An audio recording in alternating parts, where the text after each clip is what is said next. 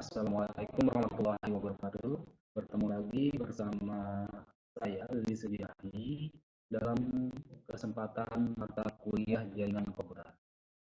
Baik, pada minggu kemarin kita sudah membahas apa itu yang disebut dengan server, apa itu yang disebut dengan DNS, apa itu yang disebut dengan IP, apa itu yang disebut dengan FTTP, apa itu yang disebut dengan subnet, apa itu yang disebut dengan hosting, dan yang lain sebagainya.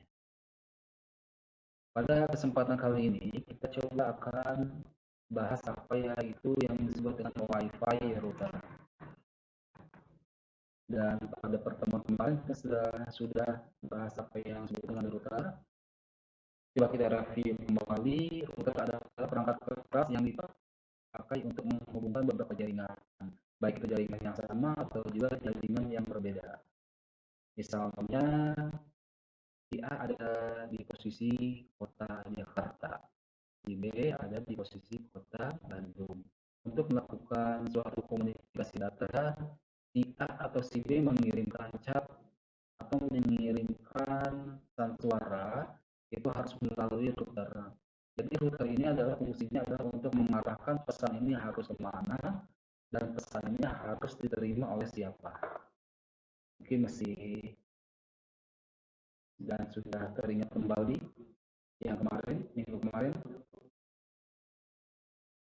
Terus ada yang namanya routing. Nah, routing ini sebetulnya sangat penting dan sebagai definisinya, gambaran umumnya, gambaran kasarnya routing ini adalah proses pengiriman paket data dengan melalui jaringan dari suatu perangkat ke perangkat lainnya.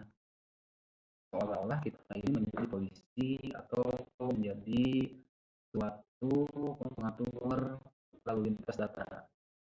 Routing ini kalau kita lakukan dengan efektif, dengan efisien, transfer data atau lalu lintas data akan semakin lebih cepat diterima atau dikirimkan. Routing. Routing ini bisa kita lakukan pada Microsoft atau Cisco. Lalu berikutnya adalah yang namanya router WiFi. Nah, router WiFi ini sering kali kita temui pada rumah, sekolah, tempat umum. Ya, memang definisinya juga adalah suatu alat yang dibutuhkan untuk mengirimkan data internet dari modem menuju IP address pada gadget yang digunakan. Nah, sebetulnya router WiFi ini adalah suatu alat yang berkomunikasi langsung dengan gadget kita. Baik itu bisa berupa HP, baik itu bisa berupa PC, laptop, bisa berupa tablet, TVS, dan yang lain sebagainya. Router WiFi ini dapat mendistribusikan data internet yang digunakan kepada masing-masing gadget. Semakin bagus router WiFi ini, biasanya akan semakin mahal. Semakin mahal harganya, kualitas transfer data akan semakin cepat. Semakin cepat, komunikasi data akan semakin menjadi lancar. Dan yang ini mengapa kita gunakan router? Router memiliki fungsi untuk mengirimkan paket data atau suatu informasi melalui internet atau jaringan. Nah ini, jadi pada intinya fungsi router adalah untuk mengirimkan paket. Perangkat ini diperlukan untuk mengarahkan paket data tersebut ke jaringan dengan rute yang sesuai.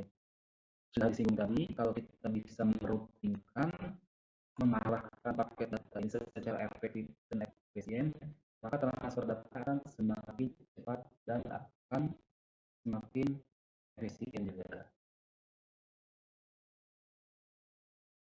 Ini ada yang tanyakan sebelum lanjut? Router WiFi ini, kalau gitu kita coba buka fungsinya seperti apa, ada menu apa aja router WiFi itu. Oke, sekarang kita coba lihat router WiFi. Sebetulnya banyak banyak merek, banyak fungsi, cuma ini disesuaikan dengan kemampuan kita dan kebutuhan kita. Tidak mungkin kita melakukan suatu kebutuhan transaksi lalu lintas data yang sangat cepat menggunakan router yang sangat minim sekali. Jadi disesuaikan saja, semakin kita cepat, semakin kita membutuhkan analitas data, maka akan semakin canggih router yang akan kita pergunakan. Router yang sudah saya gunakan diantaranya adalah router ini, bukannya promosi ya, tapi memang ini yang saya pakai di rumah sendiri. Nah, seperti ini contohnya penampakannya. Routernya cukup sederhana, cukup murah, dan untuk melakukan transaksi data, jalur data memang sudah cukup mumpuni. Router ini memiliki kecepatan yang berbeda-beda sesuai dengan serinya. Jadi semakin serinya bagus, harganya bagus, transfer data yang dilakukan, yang difasilitasinya maka akan semakin bagus juga. Nah, router ini memiliki transfer data mungkin sekitar 300 Mbps. Bisa mengirimkan 300 Mbps paket data dalam satu detik. Dan contohnya seperti apa bisa kita lihat, dalamnya seperti apa, konfigurasinya seperti apa. Baik, kita lihat dulu. Pertama kita masukkan IP address yang akan kita tuju. Ini merupakan alamat dari router WiFi rumah saya. Sebagai contoh untuk pembelajaran di mata kuliah ini. Nah, ini tampilan interface awalnya memang seperti ini, sangat sederhana. Oke, ini sudah masuk ke dalam frameworknya Totolink. Tampilannya ya memang cukup interaktif dan mudah. Di sini ada beberapa paket, ada beberapa menu yang bisa kita operasikan sesuai dengan kebutuhan kita. Di antaranya ada kebutuhan basic, advanced, dan operation mode. Nah, pada basic ini kita bisa melihat ada berapa device yang connect. Di sini kita bisa melihat device yang connect adalah 3 device, 3 gadget. Ini dia menggunakan frekuensi 2,4 dari Totolink, lalu koneksi ke gadget ini menggunakan frekuensi 2,4. Nah, di sini kita bisa melihat nomor versionnya menggunakan yang versi 9. Uptime-nya, kalau uptime ini berarti dia sudah menyala sekitar 2 hari, dan radionya dan SSID-nya ini adalah BOS. Dan MAC address-nya mungkin bisa kelihatan di sini. Dan ini mode-nya sebagai gateway saja di sini.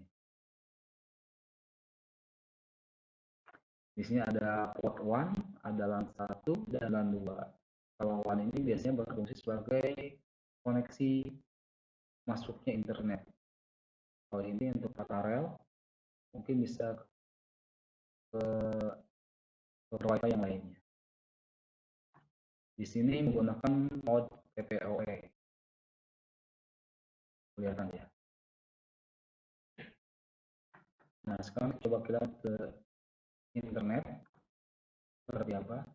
Internet settingnya di sini menggunakan koneksi tipnya PPOE, dan ternyata kalau kita klik panahnya di sini ada beberapa macam koneksi yang bisa kita lakukan. Bisa menggunakan static IP.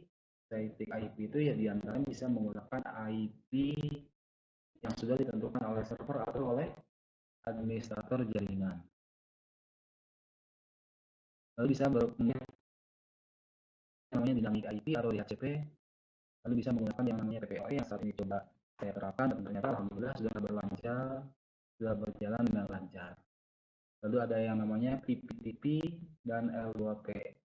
Karena pembatasan alat, akhirnya saya belum bisa menggunakan yang connection tip yang PPTP dan L2TP. Lalu ada yang namanya DNS mode. Nah, ini biasanya DNS mode ini bisa disesuaikan dari servernya, dari routernya, dan yang berhak biasanya adalah yang mengaturnya adalah administrator jaringan. Oke, sekarang kita ke menu wireless. Ada apa? Menu wireless ini di sini adalah untuk men-setting wirelessnya. Jadi kita bisa menyalakan WiFi-nya ini on atau off. Dan SSID itu adalah yang muncul nanti ketika kita akan mengkoneksikan gadget kita ke dalam WiFi router. Contohnya kalau kita klik seperti ini ada beberapa di sini. Nah ini ada WiFi ID, SWNet, BOS. Nah ini ada beberapa router yang bisa dikoneksikan ke gadget. Lalu ada yang password, ini ya justru memang sangat penting sekali biar semua gadget atau semua orang bisa mengoneksikan gadgetnya ke WiFi kita. Karena semakin banyak tentunya bisa akan menghambat kelancaran data lintas data kita.